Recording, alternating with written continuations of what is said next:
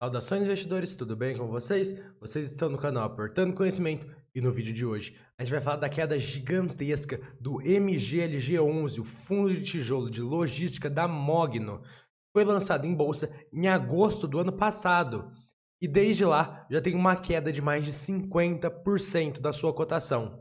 Lembrando que essa é uma queda que chama muita atenção para fundos imobiliários. Para ação já seria uma coisa mais comum, mas para fundos imobiliários que tem uma volatilidade menor, uma queda de 50% é algo que chama muita atenção mesmo.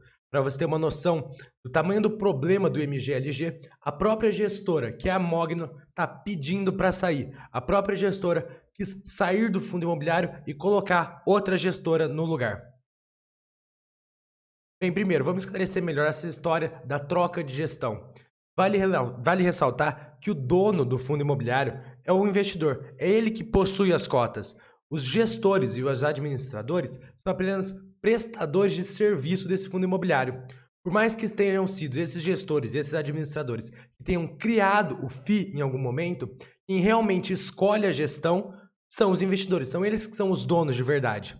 Há casos em que a gestão não vem conseguindo desempenhar um bom trabalho e acaba sendo trocada por outra. Já existem alguns casos assim, não é algo muito comum, e a Mogno agora faz parte dessa lista de gestoras que foram trocadas por outra.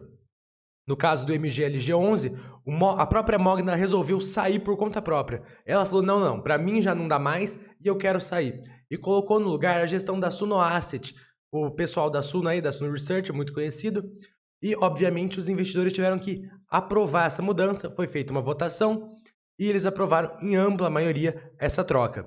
Vale ressaltar que a Suno Asset foi escolhida pela própria Mogno, mas os investidores, os cotistas, poderiam também, se quisessem, sugerir outra empresa para fazer a gestão. Não foi sugerido, foi só essas duas mesmo, e aí, com uma porcentagem massiva, foi escolhida a Suno Asset como a nova gestora do fundo. Então agora a gente vai falar um pouquinho sobre a cotação do fundo imobiliário. Ele foi mais de R$100 em alguns momentos do ano passado e atualmente está por volta de R$50, chegando a bater 48,30 em seu ponto mínimo. Isso mostra a grande desvalorização desse fundo imobiliário. E aí muita gente pode pensar e falar, não, isso daqui é ruído de mercado, poxa. Essa desvalorização aqui é porque o mercado não está vendo a qualidade do fundo e não sei o que tem, não sei o que lá. E essa resposta está errada. Quando a gente analisa o valor patrimonial do fundo imobiliário, a gente vê que ele cai de forma muito semelhante. Em setembro, o valor patrimonial era de 113 milhões de reais. Em março desse ano, era de apenas 55 milhões. Então, na verdade, o que gerou essa queda gigantesca na cotação foi a queda gigantesca também do valor patrimonial. Mas para entender essa queda do valor patrimonial, primeiro a gente precisa entender como é calculado esse valor patrimonial. Todo imóvel que pertence a um fundo imobiliário é obrigado anualmente a fazer uma reavaliação para saber o seu valor patrimonial, para saber o seu valor justo, digamos assim. Só que esse assunto ele é um assunto um pouco polêmico, porque tem várias formas de você várias formas diferentes de você calcular esse valor patrimonial. Você pode calcular ele com base nos aluguéis e considerar uma perpetuidade, uma taxa de desconto e tudo mais. Você pode também considerar a venda de imóveis muito parecidos com o que você está analisando, que estejam nas regiões próximas aí do imóvel que você esteja analisando. Ou você pode também calcular com base no custo de reposição, quanto que custaria construir um imóvel igual ao que você tem partindo do zero. São várias formas diferentes de você chegar no valor patrimonial e para você entender melhor o cálculo, você realmente tem que ler o laudo e entender como essa empresa que foi contratada para fazer esse laudo vai aí conduzir esse laudo. Não existe uma forma certa, não existe uma forma errada. Ela explica tudo bonitinho no laudo, o porquê que ela adotou essa estratégia, e como que ela adotou e como que ela chegou no valor patrimonial. E vale destacar que o valor patrimonial de um fundo imobiliário ele é a somatória de todos os valores patrimoniais de cada imóvel que ele possui.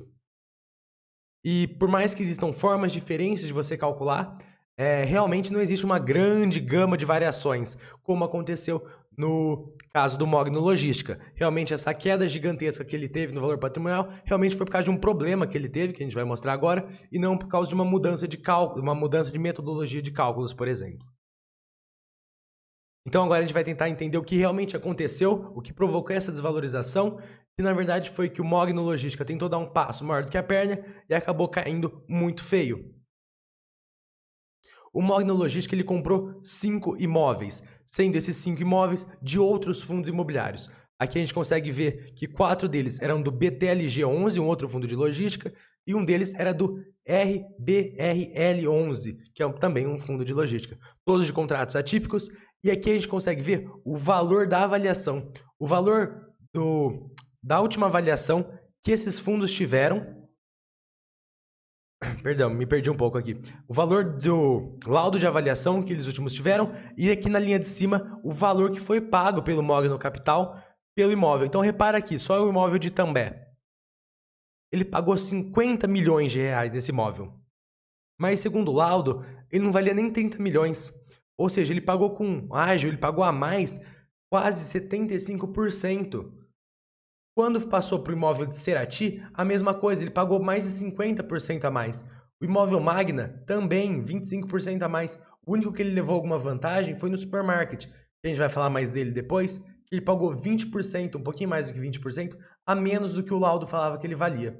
E aqui a gente também tem o imóvel de Resende, que foi 12% acima. Você pode ver que esses 4 imóveis aqui são do BTLG, ele fez um contrato de compra único para esses 4 e um contrato só para esse daqui. Então esse contrato aqui vai ser muito mais discutido. E aí você pode ver que quando, por exemplo, aqui o imóvel de També, ele pagou 50 milhões, mas o imóvel não vale nem 30. Quando foi recalculado o laudo de avaliação no próximo ano, assim que o Mogno comprou esse imóvel, esse laudo de avaliação acusou que ele valia 28,6, não acusou que ele valia 50. Então, na verdade, ele perdeu esse dinheiro aqui. Esse dinheiro aqui ele pagou a mais por uma coisa que não vale. E aí, isso que fez o valor patrimonial do MGLG11 cair tanto, porque ele pagou muito dinheiro em imóveis que não valia tanto. Aqui vale destacar também um outro ponto que ferrou total com esse imóvel. E com esse imóvel não, perdão, com esse fundo imobiliário. E o MGLG ele comprou os imóveis sem ter o dinheiro necessário para a compra. Ou seja, ele fez uma alavancagem. Ele assinou um termo de compra desses 4 imóveis com o BTLG.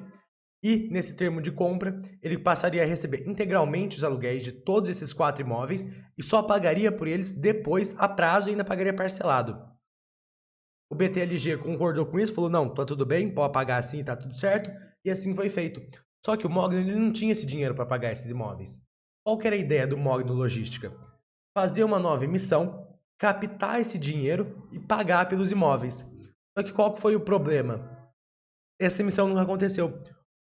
Ele não conseguiu captar esse dinheiro. Ó. As condições macroeconômicas do Brasil se deterioraram, a modo que ele não conseguiu fazer essa nova emissão, essa emissão não captou o suficiente e ele não conseguiu pagar aí por esses imóveis que ele estava comprando. Com isso, quando chegou lá perto da data dele ter que pagar a primeira parcela, o Mogno resolveu renegociar esse contrato com o BTLG. Esse contrato ele foi renegociado algumas vezes, se eu não me engano foi 2 ou 3 vezes, mas em cada renegociação foi aumentado o prazo para o pagamento dos imóveis que ele comprou do fundo e também foi acrescentada uma multa cada vez maior em caso de desistência da compra. E a desistência da compra foi o que aconteceu.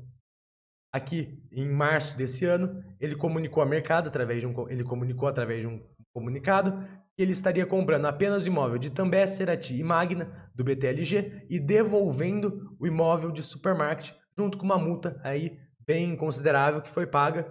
Quem é cotista do BTLG, como eu, sabe que recebeu aí uma boa multa devido a essa quebra de contrato aqui do Mogno Logística. Então, ou seja, o único imóvel que ele comprou bem, que ele comprou abaixo do valor patrimonial, segundo o laudo de avaliação, ele foi obrigado a devolver porque ele não conseguiu dinheiro para comprar. E o BTLG conseguiu empurrar esses 3 imóveis que eles não queriam mais para o fundo da Mogno. Então, resumindo, o que aconteceu com a Mogno? A Mogno ela comprou muito mal uma série de imóveis, sendo 4 deles do BTLG e um do RPLL. Além disso, ela ter pago muito caro, ela não tinha dinheiro suficiente para a compra, o que foi necessário que ela fizesse, então, um pagamento parcelado e pagasse esse parcelamento com o recurso de novas emissões. Essas novas emissões nunca aconteceram, as condições de mercado ficaram ruins, ela não conseguiu aprovar essa nova emissão, e com isso o fundo imobiliário teve que pagar altas multas e também uma quebra de contrato devido aí, ao não pagamento da compra desses 4 imóveis. Isso fez com que dilacerou aí o valor patrimonial do MGLG11, tanto que agora a Mogno não quer mais cuidar do fundo e está passando o fundo para a Suno Asset. E aí fica a grande pergunta, será que a Suno Asset vai conseguir, daqui para frente, fazer com que esse fundo seja um bom fundo do setor logístico? Bem, acho que fica aí o questionamento. Gente, esse vídeo vai ficando ao fim. Muito obrigado a todos que assistirem. Desculpa pela minha voz estar desse jeito aqui, eu ainda estou um pouco gripado. E por favor, se inscreva no canal para ficar por dentro dos próximos vídeos.